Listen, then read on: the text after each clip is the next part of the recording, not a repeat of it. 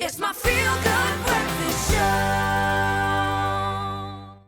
Yeah, man, with those cold temperatures, you might be tempted to say, brrr, it's cold in here, there might be a veer in the atmosphere. Because the annual Under-18 Craven Week came to a close this past Saturday afternoon, and the final day of fixtures hosted at Paul Roos Gymnasium certainly didn't disappoint at all. And of course, we've got Brandon Yates in the studio this morning to tell us a bit more about exactly what happened. Give us a bit of a wrap-up of what happened at the most popular and, of course, the most important schoolboy rugby tournament in our country. And what a day of final rugby it was. Do you think that rugby fans are I guess, satisfied with the way that the tournament went down? Yeah, absolutely. I mean, Paul Roos Gymnasium hosted a fantastic Craven Week, and the final day was nothing less than that, what we've seen all week. It was fantastic, awesome running rugby. The fields and the weather just managed to hold out, so all of the last games managed to happen, and we were treated to a great final day of Craven Week. Yeah, let's take a look at some of the results before we go to the big games. Oh, man, just big scores all around. Even that Greek was EP game, 51-10. Yeah, I mean, plenty of big scores, plenty of running rugby. A couple of the big sides, like the Free State and the Blue Bulls, managed to reclaim a bit of pride after they were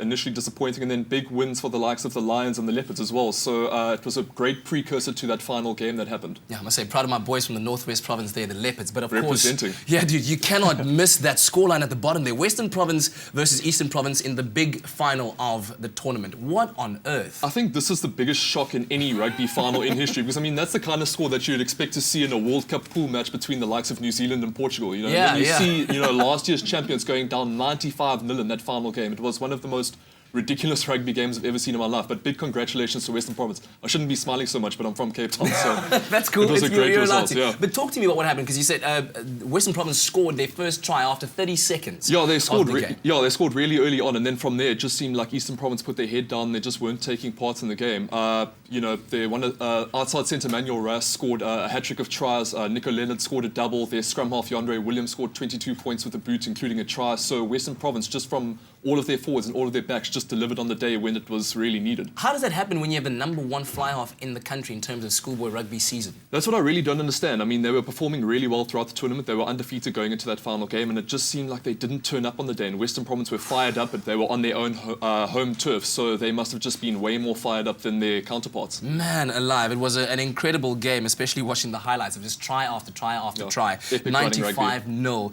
the scoreline there. Yeah. So in terms of what you've seen, who would you say is the player of the tournament? I mean, there were plenty of standout performers, in a number of teams. But I think to look at the Western Province team, their wing, Nico Leonard, was definitely one of the standout players for me. He's a Paul Roos Gymnasium hometown boy, so he was a hero for not just for Western Province, but for his school as well. He scored 5 tries in 3 games.